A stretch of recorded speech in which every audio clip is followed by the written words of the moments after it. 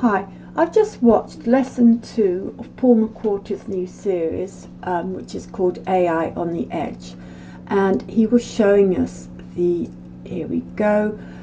operating system that we need to use for the lessons. So it's a special, I don't know what happened there, a special Raspberry Pi Bookworm OS that already has all the libraries and everything set up.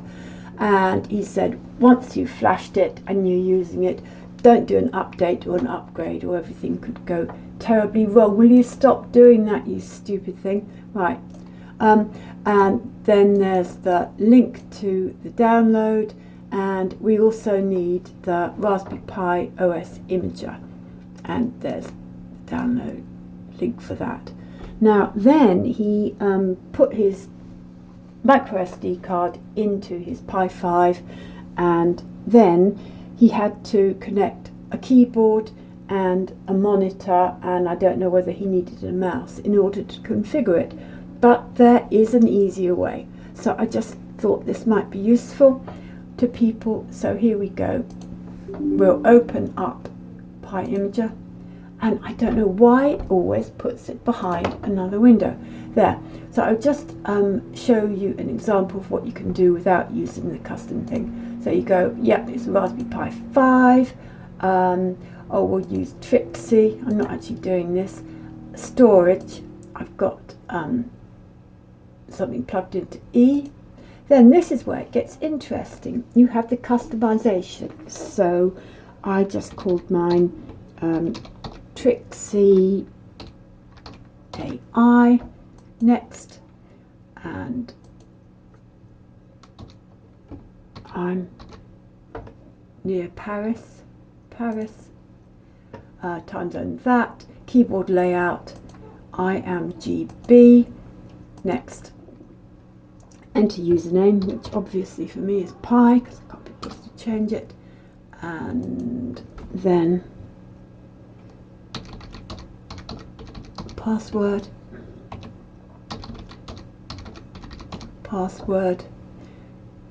next, and then you can say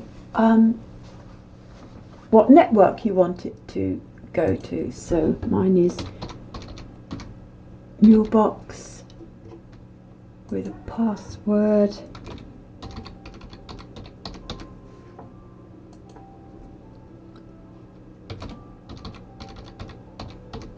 There, and next.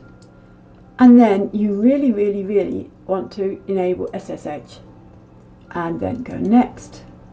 And that is for Raspberry Pi Connect. I've done a video on Raspberry Pi Connect. It is excellent, but I don't want it at the moment on this one because everything I'm going to be doing via VNC or SSH to begin with. You can always add Pi Connect later. So there we go. And that tells you what your image is going to be, that what it's on,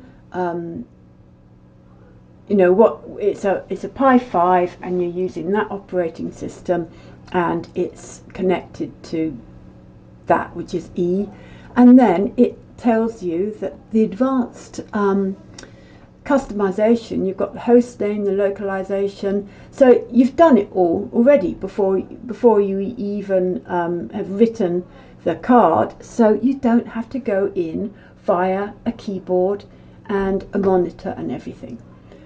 So that shows how easy it is. So if we go back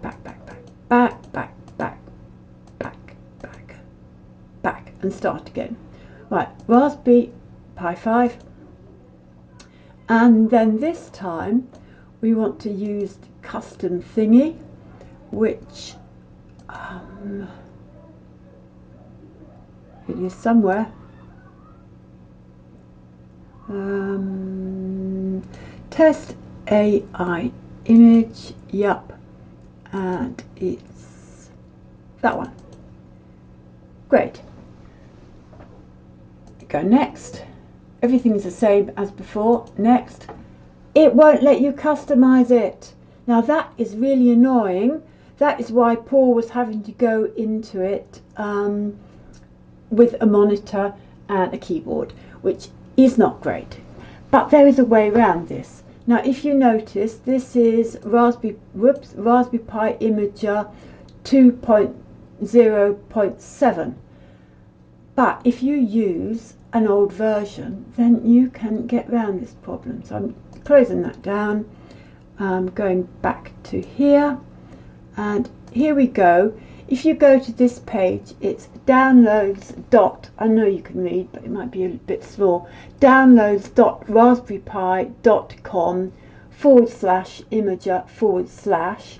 You can go down here, and if you see there, it says Imager 1.9.6 exe. And if you download that and run it, then it will install another image of Pi Imager, which is down here. I did close the other one. I don't know what would happen if you try to do it with both. Right, here we go, Raspberry Pi Imager. And again, it's behind. Right, update available.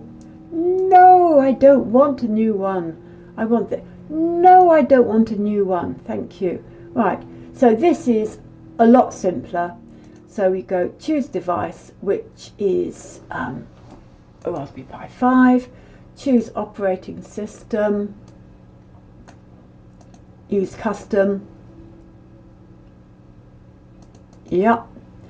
And then you can choose storage. There. And then you think, that's just about it. But if you press Control-Shift-X, it brings up this hidden customization menu. So set host name. It's a 5 this time. I did do it on a 4 before. Set username and password. Yup. Configure wireless LAN. Yup. That's all okay. I'm GB. I'm in. I don't know why that's GB. It doesn't really matter. It doesn't make any difference. Keyboard layout, and then you can go to services, and the important thing is enable SSH so you can get in. And I don't know what the options are. Oh, play sound when finished. Eject media. Now that isn't as posh as the 3.0.7 version, but it jolly well works. So if you do that, and then you go next, you say, would you like to apply this? Yes, I jolly well would.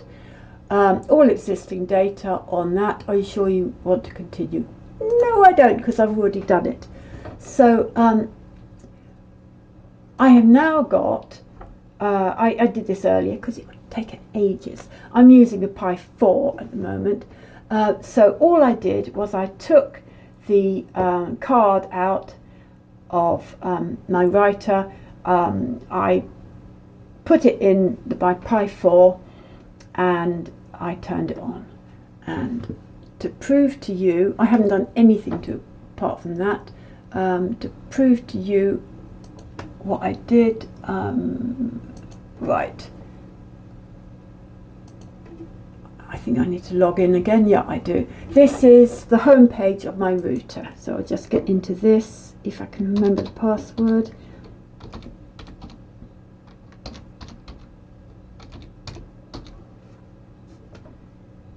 Connect. There we go. My connected devices. There. You can see there I haven't done anything apart from through Imager to that, and there we have it. We've got a Pi, that's what I called it. You can find out what the IP address is. Yeah, so it meant that it automatically connected, and it automatically had your name and your username and password. So I think that's pretty jolly good. Is there anything else I wanted to say? No. Apart from, before I thought of using Pi Imager and going back a version, I tried installing Linux reader for Windows on it, because I thought maybe I'll be able to edit the OS image. But when I tried to do that, Norton said, we don't want you downloading that. It's got awful viruses or whatever. So this is why I went for the way of doing it through PyImager, and it works. And you can even have both of them. I've got down here, I've got the version 2.0.7, and over there I've got the 1.9.6, and I don't run them at the same time, but they're both around at the same time, and everything seems wonderful. So I hope this helps, and could you let me know if it helps, because I might have made a mistake. Okay.